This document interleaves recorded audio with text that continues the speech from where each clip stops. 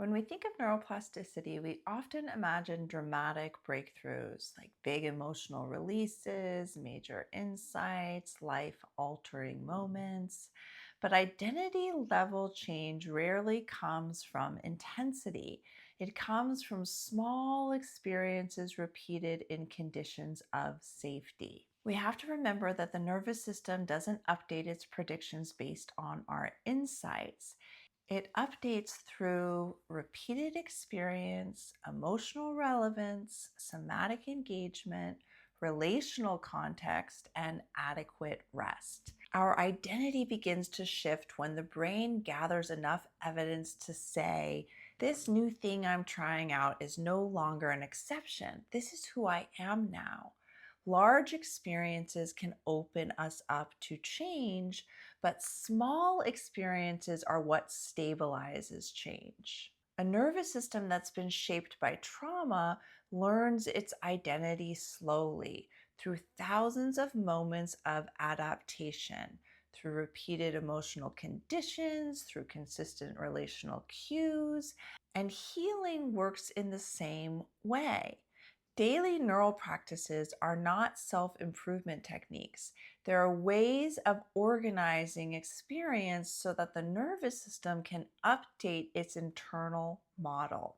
And they work because they reinforce new predictions, they reduce threat-based learning, they increase coherence across systems in the brain, they support memory reconsolidation, and importantly, they align behavior with emerging identity, that new identity that we're trying to move into. A daily neural practice is any experience that carries emotional meaning, is felt in the body, occurs in relative safety, and is repeated often enough to matter.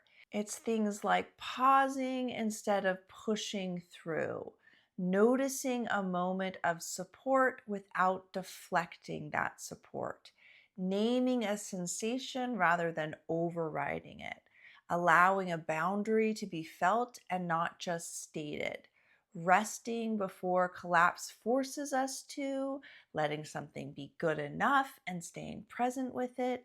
These moments may seem really insignificant cognitively, but biologically, they are actually decisive. Each time the nervous system experiences, I can slow down and nothing bad is happening, or I can feel this and stay connected relationally, or I can receive without losing myself, or I can rest and still belong. Each time we have these insights, a new identity level prediction starts to form. And over time, the nervous system begins to expect these outcomes. That expectation is identity.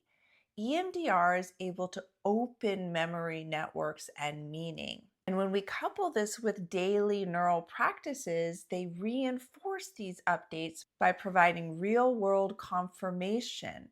These daily neural practices are embedding learning somatically, and they're preventing old identities from reclaiming dominance over us. IFS can also support this by helping our different parts trust the new outcomes and allowing self-leadership to become familiar.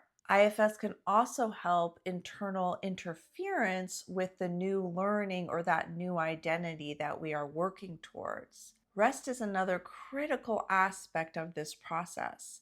During rest, we experience synaptic consolidation, the nervous system recalibrates, and identity level integration occurs. Rest also allows the space for reduced prediction error noise. Without rest, learning begins to fragment.